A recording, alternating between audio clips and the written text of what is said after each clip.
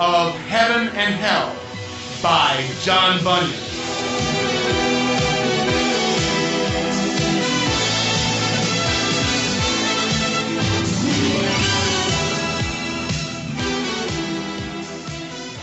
Preface.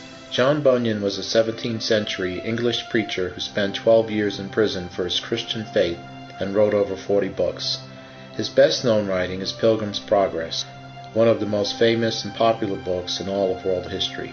John Bunyan wrote the following account when he was a young man, of how an angel was sent by the Lord to take him to see heaven and hell.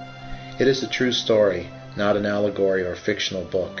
While all visions must be judged by the Bible, these seem very scriptural and were used by the Lord to help transform young John into a mighty man of God. Chapter 1. Planning Suicide. When evil persons have gone on a life of sin and find that they have reason to fear the just judgment of God, they begin at first to wish that there were no God to punish them. Then, little by little, they persuade themselves that there is no God and look for arguments to back their opinion. I had the unhappiness to know someone like this, who would always be telling me that there was neither God nor devil, and no heaven or hell. It was with fear and trembling that I first heard him speak about these topics, but he spoke of them so often that I felt that I must consider what he said. From this time I found my mind so confused that I could not remember the truths about God, which had appeared so clear to me before. I could not think that there was no God, but with the greatest horror. Yet I questioned the truth of his being. I would not have parted with the hope of heaven for all the riches of the world. Yet now I was not sure whether there was any such place. In my confusion, I went to my false friend to see what comfort he could give me. He only laughed at my fears and pretended to pity my weakness. His talks only made me more confused until life became a burden to me. It is impossible to tell you the agonies I felt until I was pushed to the edge of desperation. I thought, why should I linger between despair and hope? Would it not be better to end my life and find out what is the truth? So I decided to kill myself. One morning I went out into a nearby woods where I had planned to kill myself, but before I tried to use the knife, I heard a secret whisper say, "Do not fall into everlasting misery to gratify the enemy of your soul. The fatal stroke you are about to give yourself will seal your own damnation. For if there is a God, as surely as there is, how can you hope for mercy from him if you willfully destroy yourself who were made in his image?" Where this secret whisper came from, I do not know, but I believe it came from God. For it came with so much power that it made me throw away my knife, and it showed me the great evil of suicide. The horror of what I had almost done made me shake so much that I could hardly stand. I recognized my deliverance to have come from the Lord, and in gratitude I returned thanks. I knelt down on the ground and worshipped him, asking that he would take away the blackness in my soul, so that I would never again question his being or great power which I had just experienced. Suddenly I was surrounded with a glorious light, brighter than anything I had ever seen before.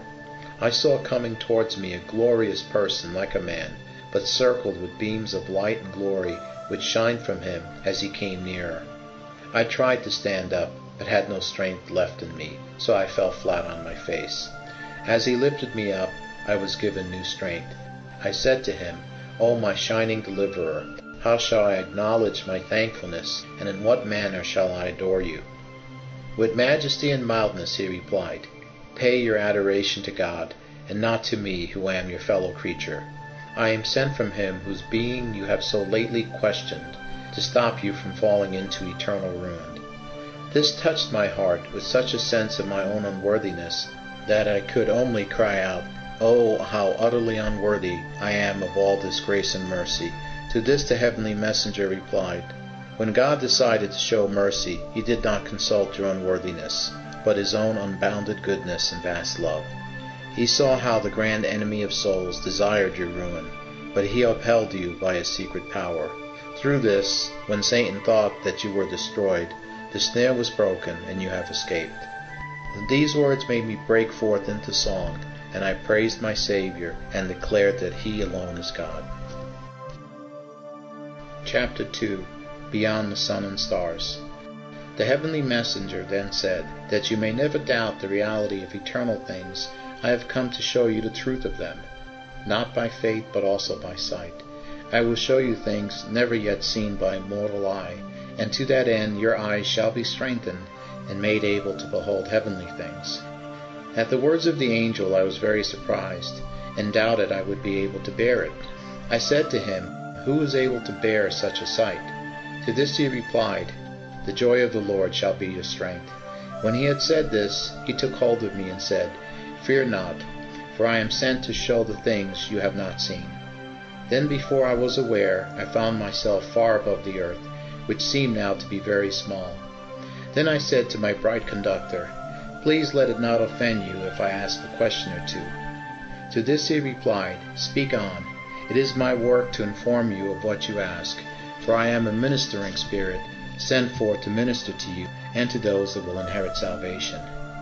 Then I said, Please inform me about that dark spot below, which has grown smaller and smaller as we have mounted higher, and which appears much darker since I have come into this region of light. My conductor replied, The little spot that now looks so dark and despised is the world which you have lived on. To obtain one small part of that spot of earth, so many men have risked and lost their immortal souls, which are so precious that the Prince of Peace has told us that though a man could gain the whole world, it would not equal so great a loss. As you have ascended higher towards heaven, the world has appeared still smaller and more insignificant, and it will appear the same to all who can by faith get their hearts above it. If the sons of men below could but see the world as it is, they would not covet it as they do now. But alas, they are in a state of darkness. For although the Prince of Light came down among them, and showed them the true light of life, yet they go on in darkness, and will not bring themselves to the light, because their deeds are evil. Then I asked him, What are those multitude of black and horrible forms that hover in the air above the earth? I would have been much afraid of them, but I saw that as you passed by they fled, perhaps not being able to abide your brightness. To this he answered me, They are the fallen angels, which for their pride and rebellion were cast down from heaven. They wander in the air by decree of the Almighty, being bound in chains of darkness and kept unto the judgment of the great day. They are permitted to descend into the world, both for the trial of the elect and for the condemnation of the wicked.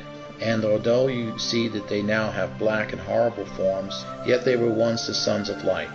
They once were clothed in robes of glorious brightness, like what you see me wear. But the loss of this, although it was the result of their own willful sin, fills them with anger and hatred against the ever-blessed God, whose power and majesty they fear and hate. Tell me, I said, O blessed conductor, have they no hope of being reconciled to God again, after some period of time, or at least some of them? No, not at all. They are lost forever. They were the first that sinned, and had no tempter, and they were at once cast down from heaven. Besides, the Son of Man, the blessed Redeemer, by whom alone salvation can be gained, did not take upon himself the angelic nature. He left the apostate angels all to perish, and he took upon himself only the seed of Abraham. For this reason they have so much hatred against the sons of men, because it is a torment for them to see men made the heirs of heaven, while they are doomed to hell. By this time we were above the sun. My conductor told me this mighty globe of fire was one of the great works of God. Yet all the stars were not less wonderful, whose great distance away makes them appear like candles in our sight. They hang in their appointed place without any support. Nothing but his word that first created them could keep them in their station. These words are enough, I said to my conductor, to convince anyone of the great power of their Creator, and to show the evil of that unbelief which questions the being of the God who has given so many evidences of his power and glory. If men were not like beasts still looking downward, they could not help but acknowledge his great power and wisdom. You speak what is true, he replied, but you will see far greater things than these. These are but the scaffolds and outer works of that glorious place that the blessed above inhabit. A view of it shall now be given to you, as far as you are able to comprehend it. In a few moments I found what my conductor had told me was true, for I found myself transferred into heaven, where I saw things that are impossible to describe. and heard beautiful songs that I could never sing. Whoever has not seen that glory can speak but very imperfectly of it, and they that have seen it cannot tell the thousandth part of what it is. Therefore the great apostle of the Gentiles, who tells us that he had been caught up into paradise, where he had heard unspeakable words which are not possible for a man to utter, wrote that eye has not seen, nor ear heard, nor has it entered into the heart of man to conceive the things that God has prepared for those who love him. I will give you the best account I can of what I saw and heard, as near as I can remember. Chapter 3. Elijah Explains. When I was first brought near this glorious place, I saw an innumerable host of bright attendants, who welcomed me into this blessed place of happiness. And there I saw that perfect and unapproachable light, that changes all things into its own nature, for even the souls of the glorified saints are transparent. They are not illuminated by the sun, but by that light, that flows with such transparent brightness through these heavenly mansions. It is nothing else but the shining forth of the divine glory. To compare to this glory, the light of the sun is but darkness, and the fire of the most sparkling jewels are but dead coals. Therefore it is called the throne of the glory of God, where the radiance of the divine majesty is revealed in the most illustrious manner. God was too bright for me to look upon, as he was exalted on the high throne of his glory, while multitudes of angels and saints sang forth eternal hallelujahs and praises to him. Well may he be called the God of glory, for by his presence he makes heaven what it is. Rivers of pleasure continually spring forth from the divine presence, and radiate cheerfulness, joy, and splendor to all the blessed inhabitants of heaven, the seat of his eternal empire. For my own part, I was too weak to bear the least ray of glory that shot from the everlasting spring of light, which sat upon the throne. I was forced to cry out to my conductor, "The sight of so much glory is too great for me to bear, yet it is so refreshing and delightful that I would desire to look, though I die." "No, no," said my conductor, "death cannot enter this blessed place, nor sin nor sorrow can abide. It is the glory of this happy place to be forever free from all that is evil, and without that freedom our blessedness even here would be imperfect. Come along with me, and I will bring you to one who is in the body as you are. Talk with him for a while before I take you back again." "Oh, rather," I eagerly said, "let me stay here. There is no need of building tabernacles, for the heavenly mansions are already prepared." My shining messenger replied to this, "Here in a while you shall be forever, but the divine will must first be obeyed." Swift as thought he conveyed me past thousands of angels, and presented me to that great saint, the prophet Elijah. Though he had lived in the world many hundreds of years ago, I knew him at first sight. "Here is one," said my conductor to Elijah, "who by the commission of the imperial throne has been permitted to visit these realms of light, and I have brought him to you to learn from you." "That," said the prophet, "I shall gladly do.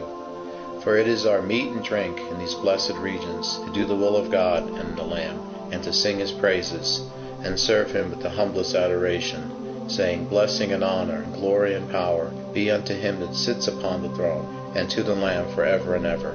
For he has redeemed us to God by his blood, out of every kindred and tongue, and people and nation, and he has made us unto our God kings and priests.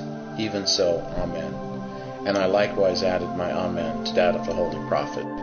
The prophet then asked me why this great permission and privilege was given to me, by which I understand the saints in heaven are ignorant of what is done on earth. So how can prayers be directed to them? I then told him the events I have already written here, at which the holy prophet broke forth in praise.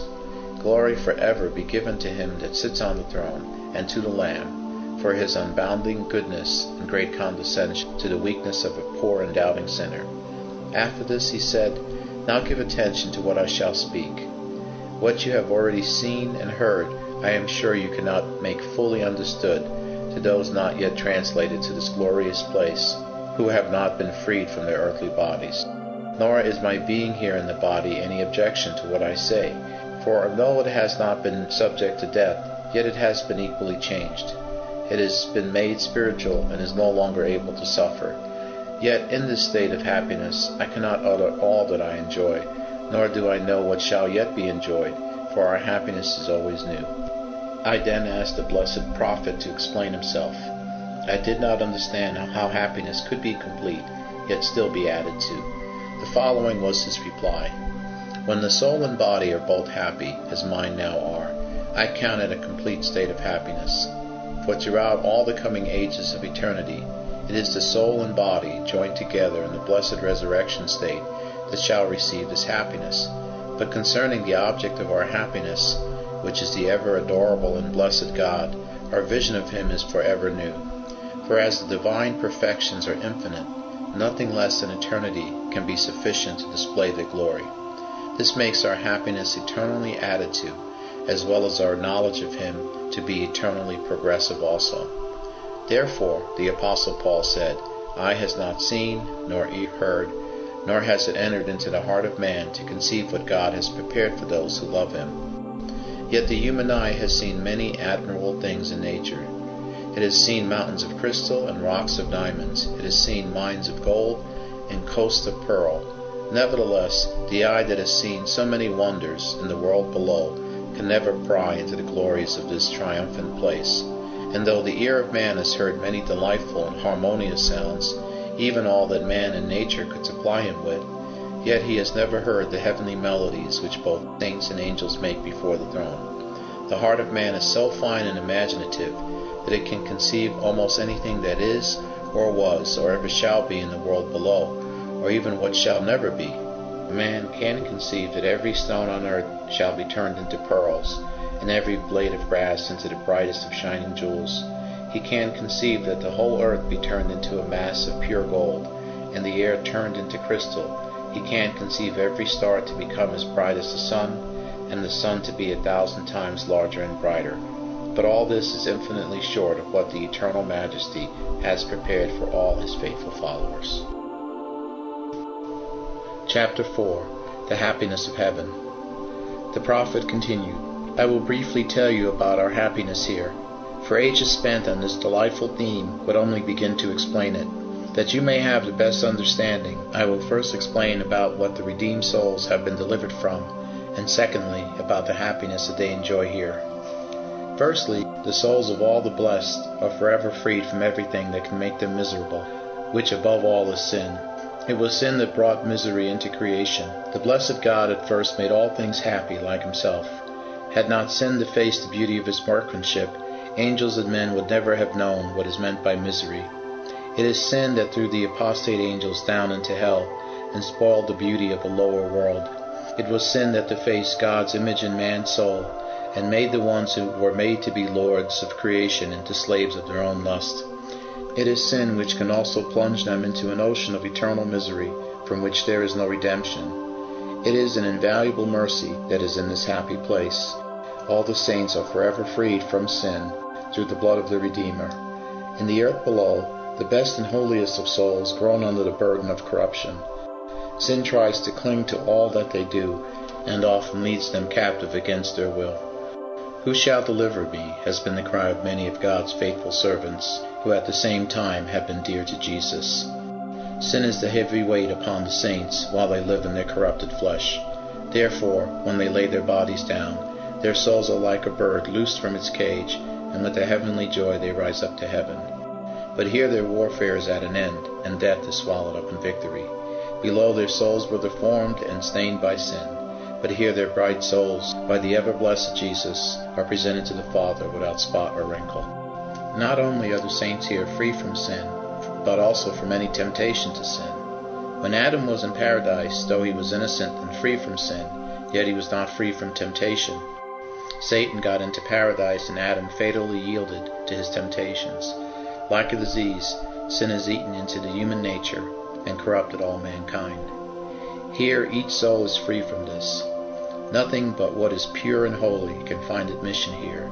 That roaring lion which roams back and forth throughout the earth, seeking whom he may devour, in respect to the saints in heaven, is bound fast in everlasting chains. The temptations of the world shall never again allure those who through faith and patience have overcome it and have safely arrived here. In heaven we look with contempt on all earthly enjoyments.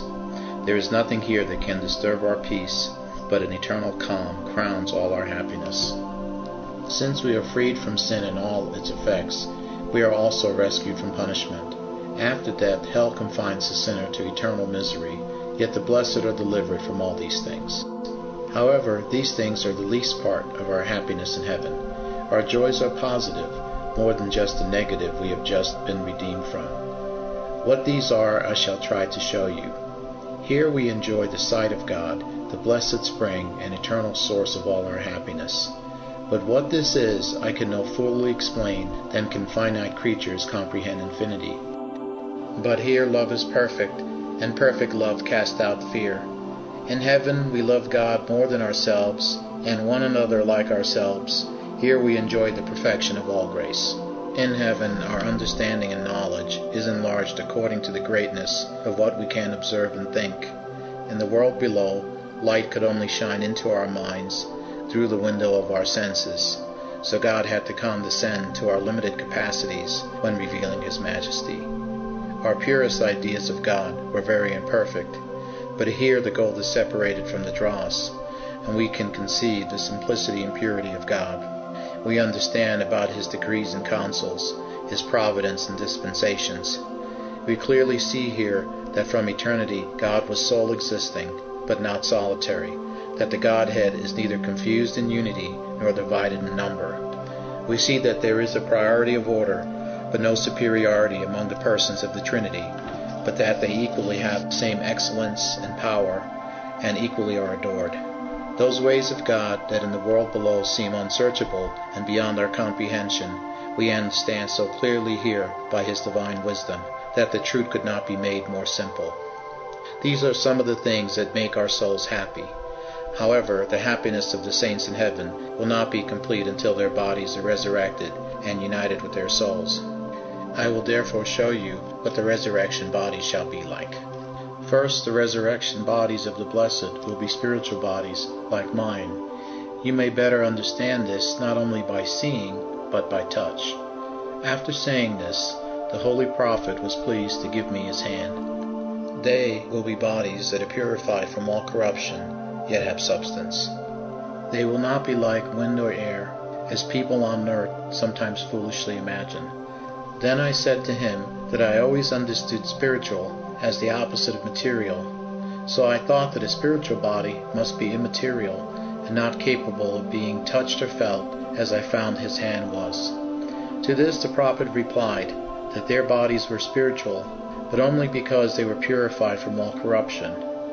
But as they were sustained by the enjoyment of God without needing food, drink, or sleep, beholding the Lord is what support both their souls and their bodies, and is what they live upon forever.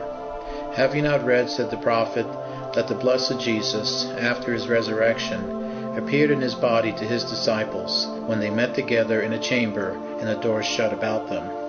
And yet he called to Thomas to come and reach forth his hand, and thrust it into his side, which shows it had substance. Our bodies in the resurrection shall be immortal, and incapable of dying.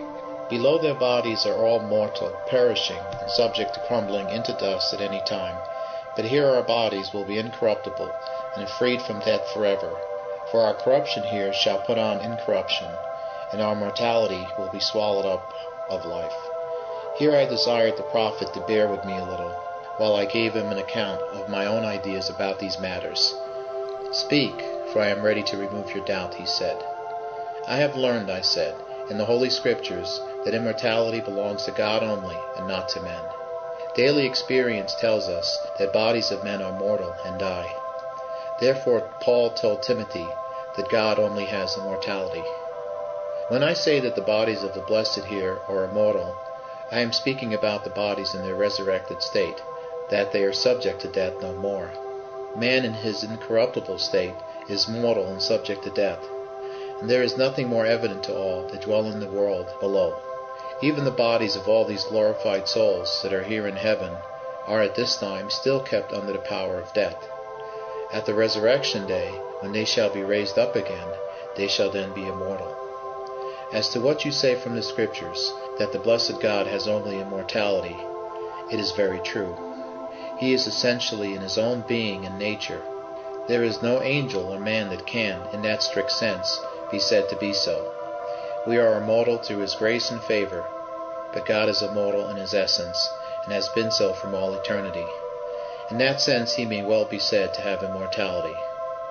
Whatever the blessed God is, He is essentially so in His own being. It can likewise be said that only He is holy, and there is none good but God, none righteous, nor none merciful but He. Chapter 5. We shall know each other. I remarked, as I was brought here, I saw among the saints some that appeared to shine with greater brightness than the others. Are there among the blessed different degrees of glory? The happiness and glory which all the blessed here enjoy is the result of their communion with and love to the ever-blessed God. The more we see Him, the more we love Him, and love changes our souls into His nature, and from this results our glory. This makes a difference in the degrees of glory, nor is there any murmuring in one to see another's glory much greater than his own. The ever-blessed God is an unbounding ocean of light and life and joy and happiness, still filling every vessel that is put therein, till it can hold no more. And though the vessels are of several sizes, while each is filled, there is none that can complain. My answer, therefore, to your question is that those who have the most enlarged capacity do love God most, and are therefore changed most into His likeness. This is the highest glory heaven can give. Nor let this seem strange to you, for even among God's flaming angels there are diversities of order and different degrees of glory. While I was talking with the prophet, a shining form drew near. It was one of the redeemed. He told me he had left his body below, resting in hope until the resurrection, and that though he was still a substance, yet it was an immaterial one, not to be touched by mortal. He said, We here behold a sight worth dying for, the blessed Lamb of God, the glorious Savior. Here we see Him in His kingly office, on account of which He is called King of Kings and Lord of Lords. But all the glorious greatness of our blessed Redeemer does not make His kindness seem distant, but only more precious. It makes heaven much more than heaven to me, to find Him reigning here, who suffered so much for me in the world below. And our Redeemer's great happiness increases our own, as He invites each faithful servant to enter into His Master's joy. Here we see not only our elder brother Christ, but also our friends and relatives. Although Elijah lived in the world below long before your time, you no sooner saw him than you knew him, and so that you will also know Adam when you see him. Here we communicate the purest pleasure to each other, a sincere, ardent love uniting our society. And oh, how happy is that state of love! Where there is love like this, all are filled with delight. How can it be otherwise, since in this blessed society there is continual receiving and returning of love and joy? But besides all the happiness that comes to us by our communion with God and with each other, it is to me a mighty happiness to understand all the deep mysteries of religion which the wisest in the world below could not fully understand. Here we discern a perfect harmony between those scriptural texts that in the world below seem to oppose each other, and here we are especially filled with wonder and gratitude at discovering the divine goodness towards each one of us in particular. In respect to my former life on earth, I have seen the mercifulness of those very afflictions that I once, when upon the earth, thought to show His anger. I am now fully convinced that no affliction that I met in the world below, and I met with many, either came sooner or fell heavier or continued longer than was needful. My hopes were not disappointed, but God used all things to prepare me for a better eternal reward than what I had hoped for. But I remember that you are still in the body, and may be tired with hearing what I could tell you forever. So great is the happiness that I possess. I shall only add one other thing about our happiness. Though a vast multitude of blessed souls partake of this joy and glory, this does not make less of what each receives. For this ocean of happiness is so bottomless that the innumerable company of all the saints and angels never can exhaust it. Nor is it strange, for in the world below, everyone equally enjoys the benefit of light. There is no one that can complain that they enjoy it less because another enjoys it also. All enjoy the benefit of light as fully as no one else enjoyed it but themselves. If a multitude of persons drink of the same river, none of them is able to exhaust it, even though each of them has the liberty of drinking as much as he can. So whoever enjoys God enjoys him as much as he can, according to his capacity. Thus I have given you a brief account of our heavenly Canaan. It is not the 1,000th part of that which might be said, yet it is enough to let you see it is a land flowing with milk and honey. In this happy place worldly relations cease, nor is there male and female here, for all are alike the angels. For souls cannot be distinguished into sexes, and therefore all relations here are swallowed up in God. We had no sooner spoken than he took me by the hand. Then far swifter than an arrow from a bow, we passed by several shining forms, clothed in robes of immortality, who looked at me as I passed them. He said to me, "Farewell, my friend. Your guardian angel will shortly come and bring you back to the world below." I drew near the shining form of a redeemed one that stood before me, who appeared extremely glorious, encircled with rays of dazzling luster. I hardly could behold her for the exceeding brightness of her face. She said to me, "For what I am, to him who is on the throne be all the glory and praise." The robe of glory which you see me wear is only the reflection of his own bright beams. "You appear to be one who feels the mighty joys that you speak of," she replied. "You should not think this strange. The mighty wonders of divine love and grace will be the subject of our song forever.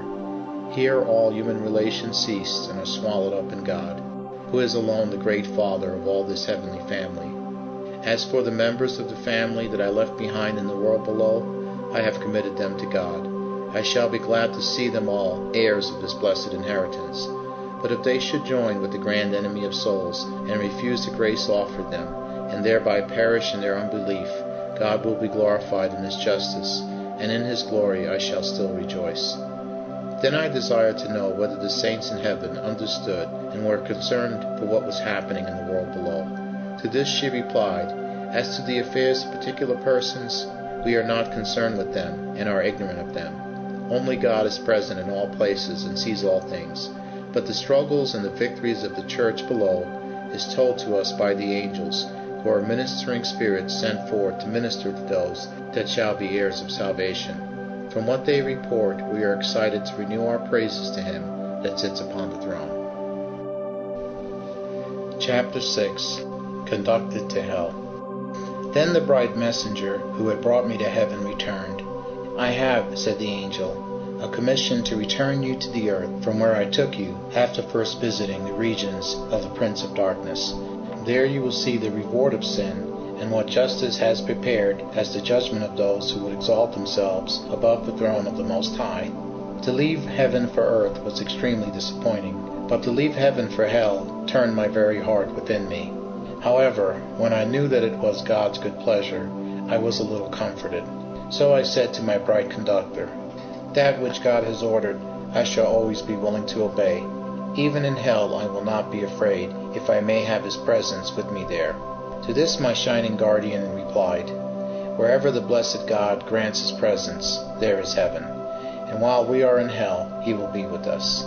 Then bowing low before the Almighty's throne, swifter than thought, my guardian angel carried me on a speedy journey down through the heavens. When I saw the stars, I told my conductor that I had heard on earth that each one of these stars had their own worlds, but I would ask you to tell me the truth of the matter. To this my shining guardian answered, "To him who is almighty there is nothing impossible. But from knowing that it is in his power to do this, to argue that it is his will, is no good logic in the school of heaven. We know what he pleases to reveal to us, and what he has not revealed are secrets locked up in his own eternal counsel. For anyone to inquire into these secrets would be but bold and presumptuous curiosity. There is no doubt that he can make as many worlds as he wants, but he has not yet revealed it to us, and it is not our duty to inquire." By this time we had come down to the lowest regions of the air. There I saw multitudes of horrible forms and dismal dark appearances, which fled from the shining presence of my bright conductor. I said, "These surely are some of the vanguards of hell, so black and so frightening are their forms." My conductor replied, "We are now upon the borders of hell, and these are some of the apostate spirits that wander around like roaring lions." Soon we were surrounded with a darkness much more black than night, and with a stink far more suffocating than that of burning sulphur. My ears were likewise filled with the horrible yelling of the damned spirits, which in comparison with would make the most discordant notes on earth sound like beautiful music.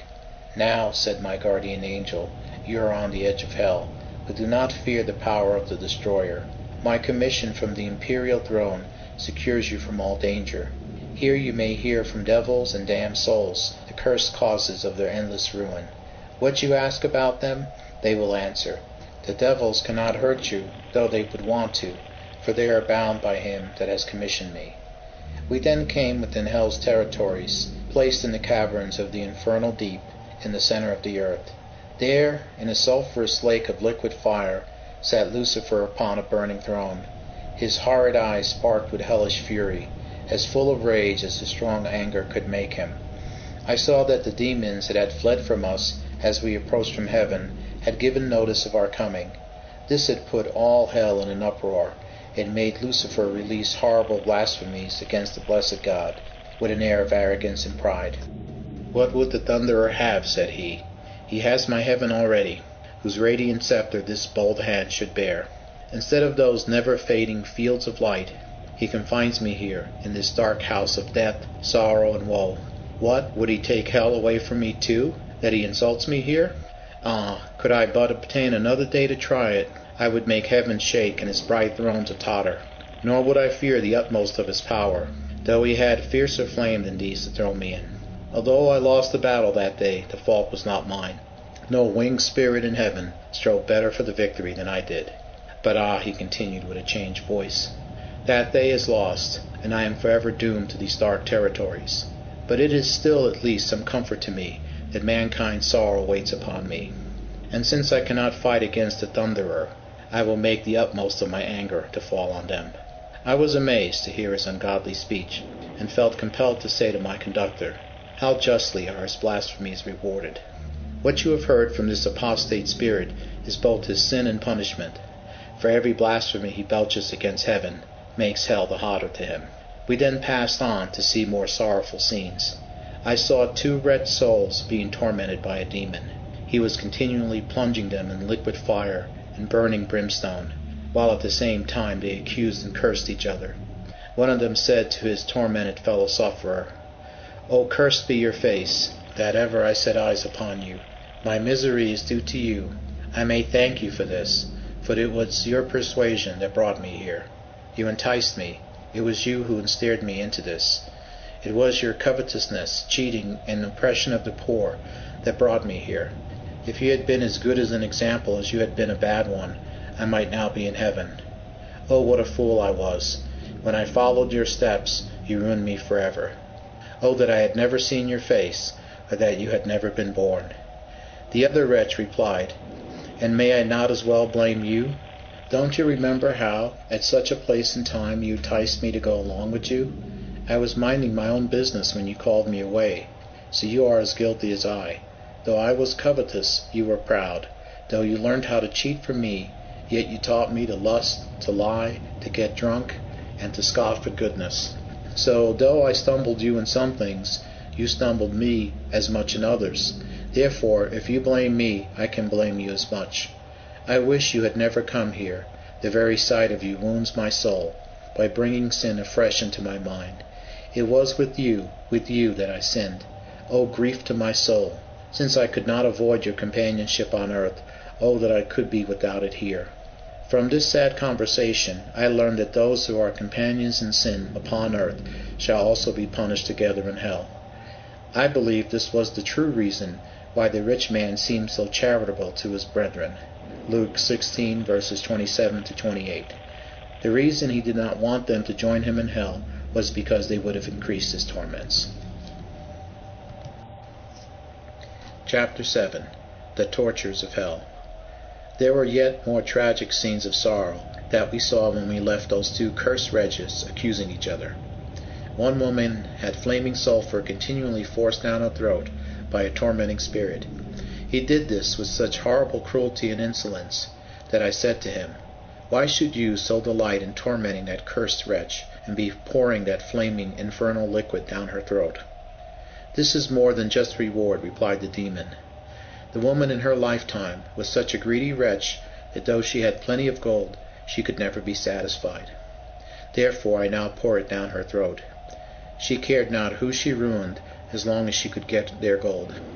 And when she had gathered together a greater treasure than she could ever spend, her love of money would not let her spend enough of it to supply herself with her basic living needs. She often went with an empty stomach, though her money bags were full. She kept no house, because she would not be taxed, and would not keep her money in her hands, for fear she should be robbed. She would not put her money in bonds and mortgages, for fear of being cheated, although she always cheated everyone that she could. She was so great a cheat that she cheated her own body of its food, and her own soul of mercy. Since gold was her God on earth, is it not a just reward that she should have her belly full of it in hell? While her tormentor had done speaking, I asked her whether this was all true. To this she answered me, "No, to my grief it is not." "Why is this not true?" I said, "and why are you grieved that it is not true?" "Because if what my tormentor told you is true," she said, "I would be satisfied. He tells you that he pours gold down my throat, but he is a lying devil and speaks falsely. If it was gold, I would never complain, but he mocks me, and instead of gold he gives me this horrible stinking sulfur. If I had my gold, I would still be happy, for I value it so much that if I had it, I would not part with it, even if an entrance to heaven could be bought." I told my angelic conductor that I was amazed to hear a wretch in hell itself so greedy for riches, while forever being tormented. "This," he said, "may convince you that it is sin which is the greatest of all evils. When the love of sin controls the soul, it is the greatest of all punishments for them to be abandoned to that evil love.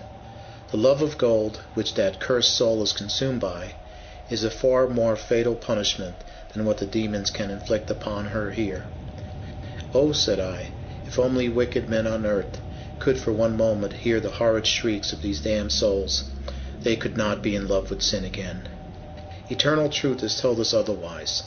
For those who will not fear his ministers, nor have regard to what his word contains, will not be warned, though one should come from hell. We had not gone much further before we saw a wretched soul lying on a bed of burning steel, almost choked with brimstone. He cried out with such dreadful anguish and desperation that I asked my conductor to wait. I heard him speak as follows: "Ah, miserable wretch, undone forever, forever! Oh, this killing word, forever! Will not 1,000,000 years be long enough to bear that pain, which, if I could not avoid it, I would not endure it for even one moment, for the sake of being offered 1,000,000 worlds? No, no, my misery will never have an end.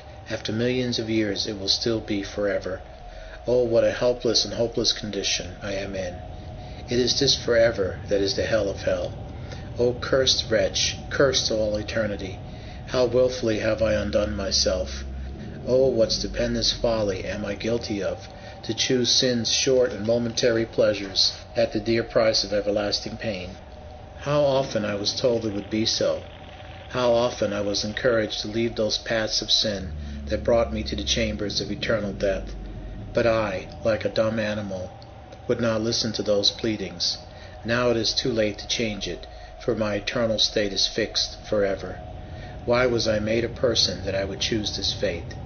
Why was I made with an immortal soul, and yet take so little care of it? Oh, how my neglect stings me to death! Yet I know I cannot die. I live a dying life, worse than 10,000 deaths. And yet I once could have changed all this, but did not. Oh, that is the gnawing worm that never dies. I might once have been happy. Salvation was offered to me, and I refused it. Had salvation been offered to me only once, it would have been an unforgivable folly to refuse it. But salvation was offered me 1,000 times, and yet, wretch that I was, I still as often refused it. O cursed sin, that with deluding pleasures leads mankind to eternal ruin! God often called, but as often I refused. He stretched his hand out, but I would not mind it. How often have I ignored his counsel! How often have I refused his reproof! And now the scene is changed, the case is altered. Now he laughs at my calamity, and mocks at the destruction which has come upon me. He would have helped me once, but I would not accept his help. Therefore these eternal miseries I am condemned to undergo are but the just reward of my own doing. I could not hear this sorrowful lamentation without thinking about the wonderful grace that God has shown to me. Eternal praises to His holy name. For my heart told me that I had deserved eternal judgment as much as this sad wretch, but that God's grace alone had made us different. Oh, how unsearchable are His counsels! Who can fathom His divine decree?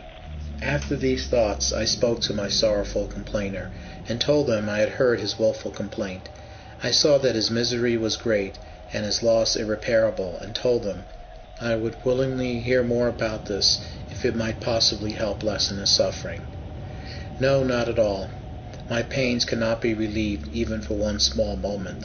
But by your question, I understand that you are a stranger here, and may you ever be a stranger. Ah, had I but the least hope still remaining, how I would kneel and cry and pray forever to be redeemed from this hell. But it is all in vain. I am lost forever. But so that you will be warned about ending up here, I will tell you what the damned suffer.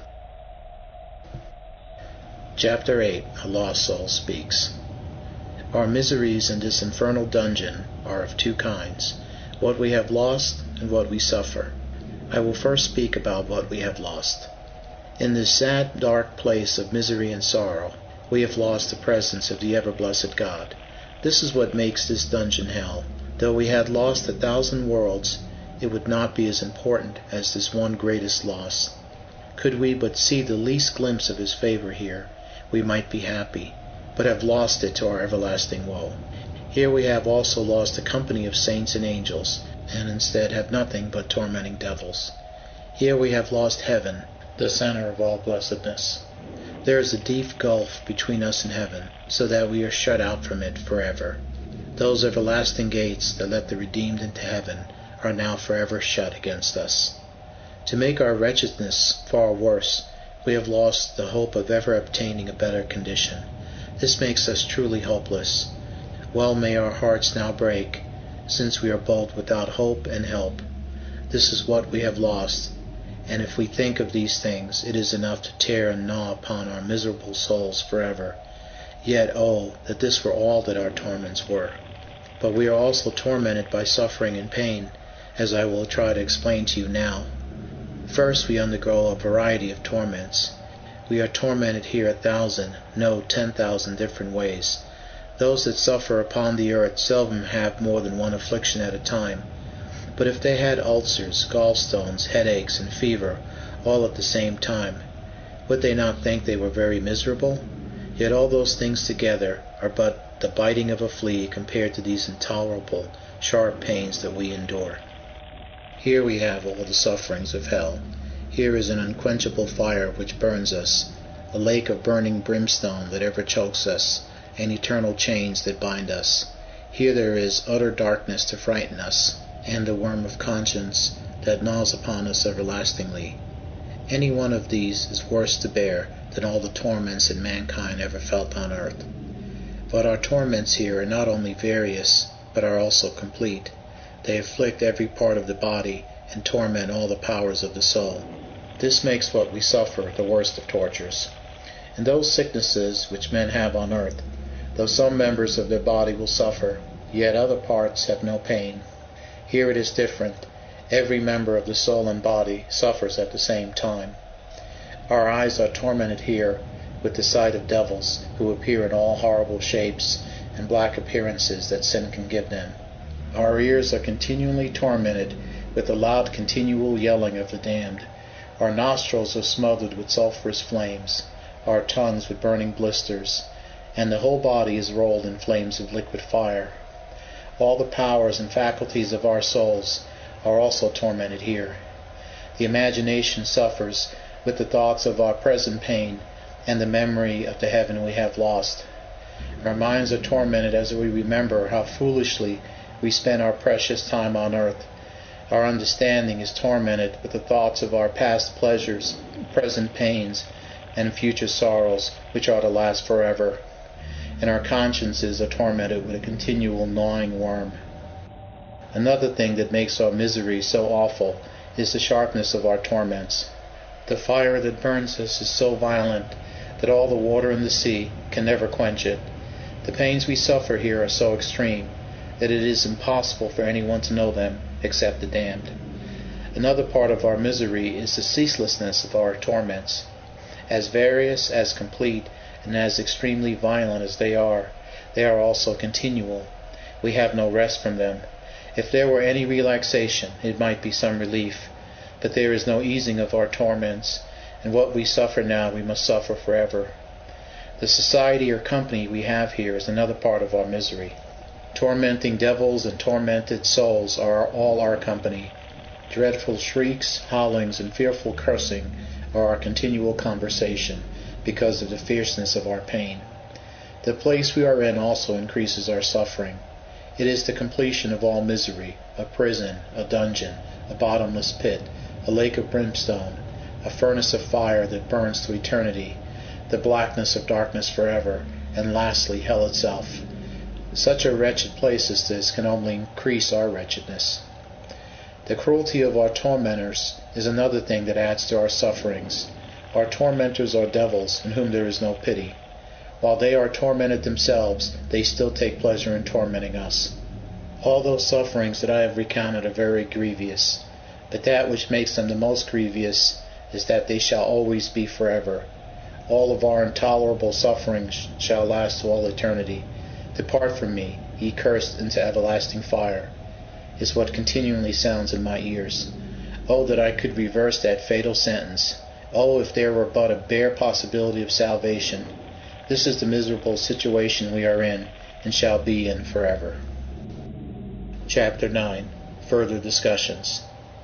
This wretched soul had scarcely finished what he was saying, when he was tormented again by a hellish demon, who told him to stop complaining. The demon said, "Don't you know you have deserved it all? How often were you told of this before, but would not believe it? You laughed at those who warned you about hell. You were even so presumptuous as to dare Almighty Justice to destroy you. How often you called on God to damn you. Do you complain that you were answered according to your wishes? What an unreasonable thing! You know that you had salvation offered you, and you refused it. How can you now complain of being damned? I have more reason to complain, for you had a long time in which repentance was offered you, but I was cast into hell as soon as I had sinned. If I had been offered salvation, I would never have rejected it as you did. Who do you think should pity you now, with all that heaven had offered to you?" This made the wretch cry out, "Oh, do not continue to torment me. I know that I chose destruction. Oh, that I could forget it. These thoughts are my greatest torture. I chose to be damned, and therefore justly am so." Then turning to the demon that tortured him, he said, "But I also came here through your temptations, you cursed devil. You were the one that had tempted me to do all of my sins, and now you would reproach me. You say you never had a Savior offered to you, but you should also remember that you never had a tempter such as you have always been to me." To this the devil scornfully replied, "It was my business to lead you here. You had often been warned of this by your preacher. You were plainly told that we sought your ruin, and go about continually like roaring lions, seeking whom we could devour. I was often afraid that you would believe them, as several other souls did to our great disappointment. But you were willing to do what we wanted, and since you have done our work, it is but reasonable that we should pay you wages." Then the fiend tormented him again, and caused him to roar out so horribly that I could no longer stay to hear him. So I passed on. "How dismal," I then said to my conductor, "is the condition of these damned souls. They are the devil's slaves while upon earth, and he reproaches and then torments them for it when they come to hell." "The devils hate all the race of Adam," said my conductor, "and because many souls are ignorant of their devices, they easily succumb to bring them to eternal ruin. You will see more how the demons treat the damned here." Passing a little further, we saw a multitude of damned souls together, gnashing their teeth with extreme rage and pain, while the tormenting fiends, with hellish fury, poured liquid fire and brimstone continually upon them. In the meantime they were cursing God and those about them, and were blaspheming in a tremendous manner. I could not help but ask one of these demons that so tormented them, who were these souls that he tormented so cruelly. Said he, "These wretches well deserve their punishment. They tried to teach others the right way to heaven, while they were so in love with hell that they came here. These are those souls that have been our great helpers upon the earth, and therefore they deserve our special attention in hell. We use our full diligence to give every one their utmost share of torments, for they not only have their own sins to answer for, but also all the sins of those whom they led astray both by their doctrine and example. Since they have been such great helpers for you, I would think that in gratitude you would treat them a little more kindly. To this the imprudent fiend answered me in a scoffing manner. They that expect gratitude among devils will find themselves mistaken. Gratitude is a virtue, but we hate all virtue. Besides, we hate all mankind, and were it in our power, not one of them should be happy. It is true we do not tell them so upon the earth, because there it is our business to flatter and deceive them. But when we have them here, where they cannot escape, we soon convince them of their foolishness in serving us. From this I could only think about what infinite grace it is that any poor sinners are brought to heaven, considering how many traps are laid by the enemy to ensnare them by the way. Therefore it is a ministry well worthy of the blessed Son of God to save his people from their sins, and to deliver them from the wrath to come. But it is also folly and madness in men to refuse the offers of his grace, and to choose to side with the destroyer. Going further on, I heard a wretch complaining in a heartbreaking strain against those men that had betrayed him and brought him here. I was told, said he, by those that I depended on, and that I thought could inform me correctly, that if I said, Lord, have mercy on me, when I came to die, it would be enough to save me. But oh, now I find myself mistaken to my eternal sorrow. Alas, I called for mercy on my deathbed, but found it was too late. Before that time, this cursed devil here told me that I was safe. Then on my deathbed he told me it was too late. Hell must be forever my portion. You see, I did tell you the truth at last, said the devil, and then you would not believe me. A very fitting end, don't you think? You spent your days enjoying sin, and wallowed in your filthiness, and you want to go to heaven when you die. Would anyone but a madman think that would be just? No, he that sincerely wants to go to heaven when he dies must walk in the ways of holiness and virtue while he is alive. You say some of your lewd companions told you that saying, Lord, have mercy on me, when you came to die would be enough? A very fine excuse. If you had read the Bible, you would have known that without holiness no one would see the Lord. Therefore, if you are willing to live in your sins as long as you could, you did not finally leave them because you did not like them, but because you could follow them no longer.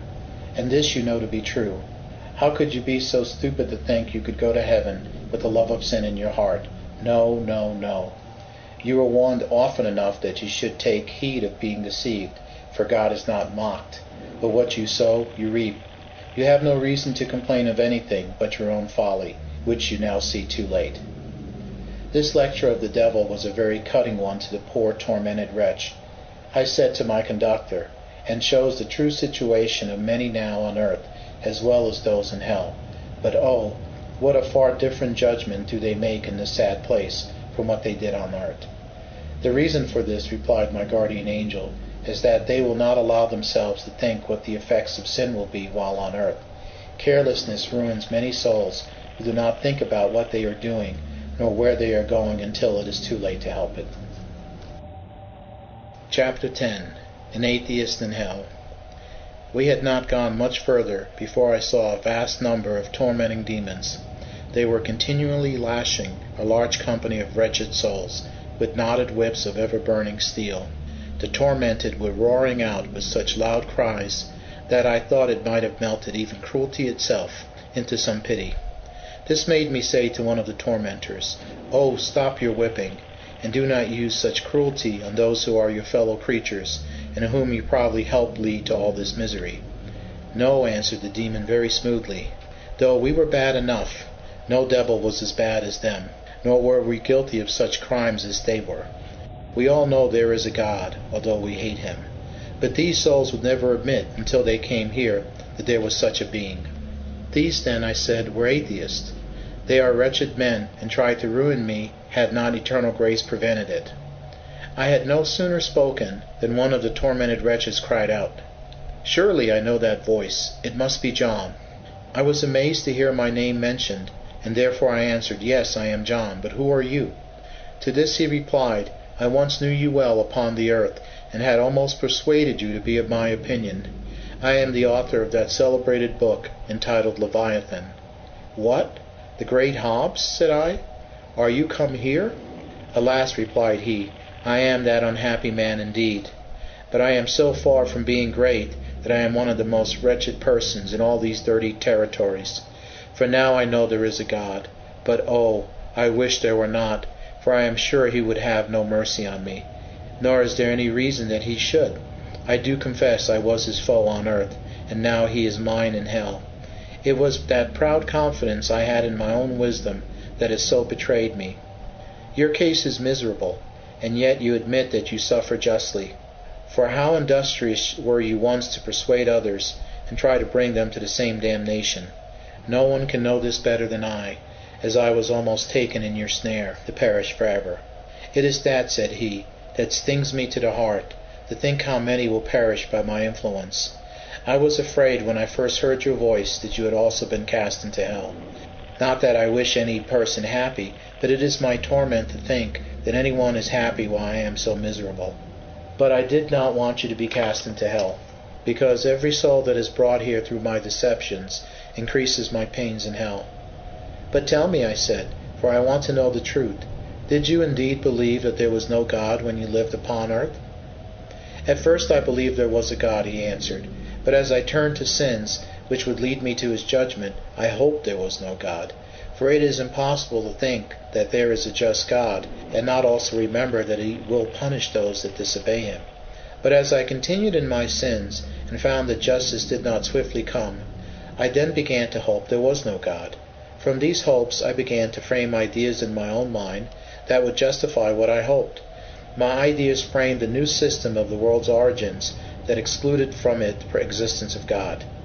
At last I had found myself so fond of these new theories that I decided to believe them and convince others they were true. But before this, I did find several checks in my own conscience. I felt that I could be wrong, but I ignored these warnings. Now I find that these checking thoughts that might have helped me then are here the things that most of all torment me. I must confess that the love of sin hardened my heart against my Maker. It made me hate him first, and then deny his being. Sin that I so proudly embraced has been the cursed cause of all this woe. It is the serpent that has stung my soul to death. For now I find, in spite of my vain philosophy, there is a God. I have also found that God will not be mocked, although it was my daily practice in the world to mock at heaven and all that is sacred. For this was the means that I found very successful to spread abroad my cursed ideas. For anyone that I could get to ridicule the truths of God, I looked upon as becoming one of my disciples. But now these thoughts are more tormenting to me than the sufferings I endure from these whips of burning steel. Sad indeed, I said, see what almighty power can inflict on those that violate his righteous law. I was making some further comments when the relentless fiend who had been tormenting them then interrupted me. Now you see what sort of men they were in the world. Do you think they deserve their punishment now? To which I answered, doubtless it is the just reward of sin that they suffer, and which you will suffer also. For you, as well as they, have sinned against the ever-blessed God, and for your sin you shall suffer the just vengeance of eternal fire. Nor is it any excuse to say, you never doubted the being of a God, for though you knew there was a God, yet you rebelled against him. Therefore you shall be justly punished with everlasting destruction from the presence of the Lord. To this the fiend replied, it is true, we know we shall be punished, as you say. But if you say that mankind should have pity shown them, because they fell through the temptations of the devil, it is the same case with me and the rest of the inferior spirits, for we were tempted by the bright sun of the morning to rebel with him. And therefore, though this multiplies the crimes of Lucifer, it should lessen that of the inferior spirits. To this my bright conductor replied with an angry countenance, O you apostate, wicked, lying spirit, can you say those things and see me here? You know that it was your proud heart that made you rebel with Lucifer against the blessed God who had created you with glory. But since you proudly exalted yourself above your blessed Creator and joined with Lucifer, you are justly cast down to hell. Your former beauty has changed to your horrible present form, as the just punishment of your rebellious pride. To this the apostate spirit replied, Why do you invade our territories and come here to torment us before our time?" And when he had said this, he slipped away as if he did not want to have an answer. After he was gone, I said to my guardian angel that I had already heard about the fall of the apostate angels, but wanted to know more about what happened. To this my guide answered me, "When you have finished your earthly life and return to heaven, you shall learn many things that you are not yet ready to understand. In your present state, do not desire to learn more than what is written in the Scriptures. It is enough to know the angels sinned, and for this sin were cast down to hell. But how pure spirits could have a thought arise in their hearts against the eternal purity that first created them is what you are not capable of understanding." "I have observed," said I, "that those in hell complain most about the torment from their own sense of guilt, which confirms the justice of their punishment. This gloomy prison is the best place to rightly understand sin, for were it not so evil, it would not be rewarded with such extreme punishment. What you say is very natural, but there is yet a better place to see the just reward due to sin. That place can be seen when you behold the blessed Son of God upon the cross. There we may see the terrible effects of sin. There we may see all of its true evil. For all the sufferings of the damned here are but the sufferings of beings created, but on the cross you see a suffering God." "Surely," said I, "did justice and mercy triumph and kiss each other in that fatal hour? For justice was fully satisfied in the cross in the just punishment of sin, and mercy triumphed and was pleased there because salvation for poor sinners was completed. Oh, eternal praises to his holy name forever, and that his grace has made me willing to accept his salvation and become an heir of glory. For I remember that some of those lost wretches here have lamented that when salvation had been offered to them, they had refused it. It was therefore grace alone that helped me to accept it." At this point my shining guardian told me that he must bring me back to the earth again, and leave me there until it was my time to enter my heavenly reward. "Come," he said, "let us leave this place of sorrow and horror to the possession of their black inhabitants." In a very little space of time I found myself again on earth. I was left at the very place where the angel had met me, when I had been thinking about committing suicide through the temptations of the devil, who had tried to persuade me that there was no God. How I returned there I do not know, but as soon as I was back there, the bright angel who had been my conductor said, "John, I must go now. I have another ministry to complete. Praise him that sits upon the throne forever, who has all power in heaven, earth, and hell. Praise him for all the wonders of his love and grace that have been shown you in so short a time." As I was going to reply, the shining angel disappeared and I was left alone. I spent some time considering the amazing things I had seen and heard, and then knelt down and prayed. When I rose up, I began blessing and praising God for all his goodness. When I returned back to my house, my family was very surprised to see how my countenance had so greatly changed. They looked at me as if they scarcely knew me. I asked them what they were staring at. They answered that it was the change in my face that caused it. I said, "How am I so greatly changed?"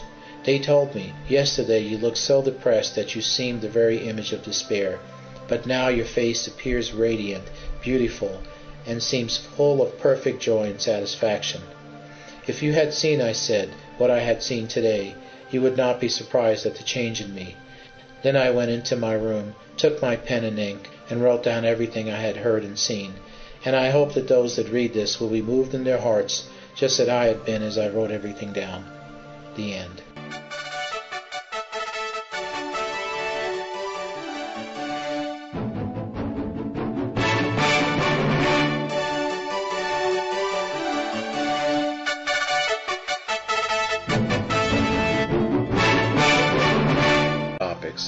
But he spoke of them so often that I felt that I must consider what he said.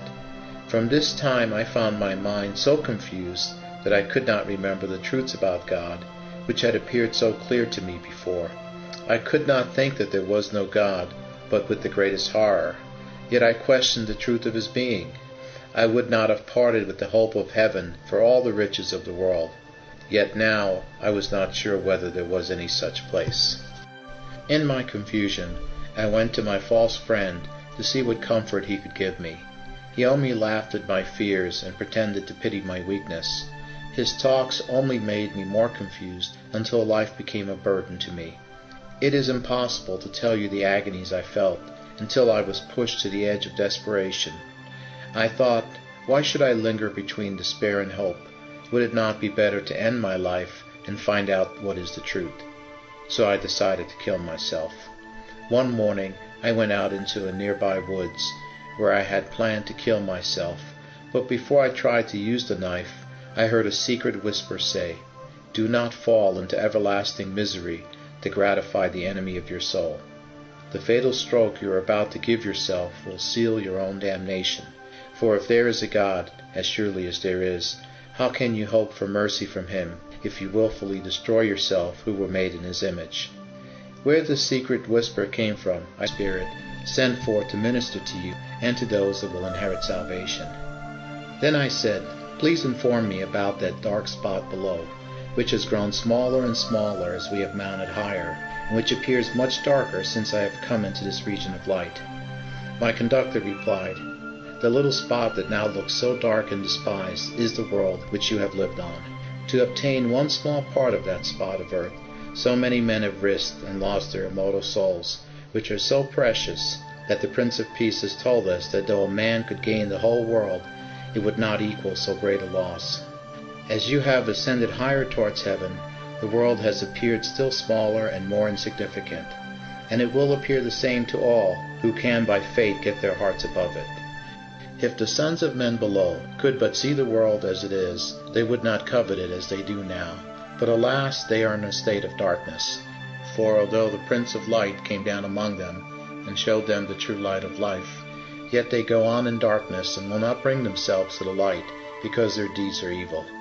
Then I asked him, "What are those multitude of black and horrible forms that hover in the air above the earth?"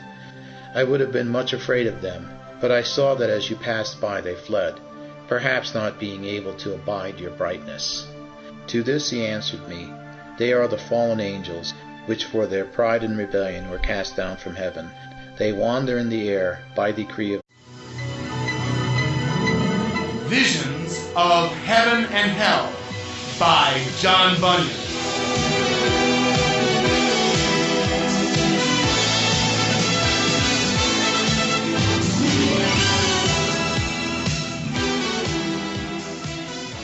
Preface. John Bunyan was a 17th century English preacher who spent 12 years in prison for his Christian faith and wrote over 40 books. His best-known writing is Pilgrim's Progress, one of the most famous and popular books in all of world history. John Bunyan wrote the following account when he was a young man, of how an angel was sent by the Lord to take him to see heaven and hell. It is a true story, not an allegory or fictional book. While all visions must be judged by the Bible, these seem very scriptural and were used by the Lord to help transform young John into a mighty man of God. Chapter 1. Planning Suicide. When evil persons have gone on a life of sin and find that they have reason to fear the just judgment of God, they begin at first to wish that there were no God to punish them. Then little by little they persuade themselves that there is no God and look for arguments to back their opinion. I had the unhappiness to know someone like this, who would always be telling me that there was neither God nor devil, and no heaven or hell. It was with fear and trembling that I first heard him speak about these topics. He replied, "When God decided to show mercy, he did not consult your unworthiness, but his own unbounded goodness and vast love. He saw how the grand enemy of souls desired your ruin, but he upheld you by his secret power. Through this, when Satan thought that you were destroyed, the snare was broken and you have escaped." These words made me break forth into song, and I praised my Savior and declared that he alone is God. Chapter 2. Beyond the Sun and Stars. The heavenly messenger then said, "That you may never doubt the reality of eternal things, I have come to show you the truth of them, not by faith but also by sight. I will show you things never yet seen by mortal eye, and to that end your eyes shall be strengthened and made able to behold heavenly things." At the words of the angel I was very surprised, and doubted I would be able to bear it. I said to him, "Who is able to bear such a sight?" To this he replied, "The joy of the Lord shall be your strength." When he had said this, he took hold of me and said, "Fear not, for I am sent to show the things you have not seen. Then before I was aware, I found myself far above the earth, which seemed now to be very small. Then I said to my bright conductor, "Please let it not offend you if I ask a question or two." To this he replied, "Speak on. It is my work to inform you of what you ask, for I am a ministering I do not know, but I believe it came from God. For it came with so much power that it made me throw away my knife, and it showed me the great evil of suicide. The horror of what I had almost done made me shake so much that I could hardly stand. I recognized my deliverance to have come from the Lord, and in gratitude I returned thanks. I knelt down on the ground and worshipped him, asking that he would take away the blackness in my soul, so that I would never again question his being or great power which I had just experienced. Suddenly I was surrounded with a glorious light, brighter than anything I had ever seen before. I saw coming towards me a glorious person like a man, but circled with beams of light and glory which shined from him as he came nearer. I tried to stand up, but had no strength left in me, so I fell flat on my face. As he lifted me up, I was given new strength. I said to him, "O my shining deliverer, how shall I acknowledge my thankfulness, and in what manner shall I adore you?" "With majesty and mildness," he replied, "pay your adoration to God, and not to me who am your fellow creature. I am sent from him whose being you have so lately questioned, to stop you from falling into eternal ruin." This touched my heart with such a sense of my own unworthiness that I could only cry out, "Oh, how utterly unworthy I am of all this grace and mercy." To this the heavenly messenger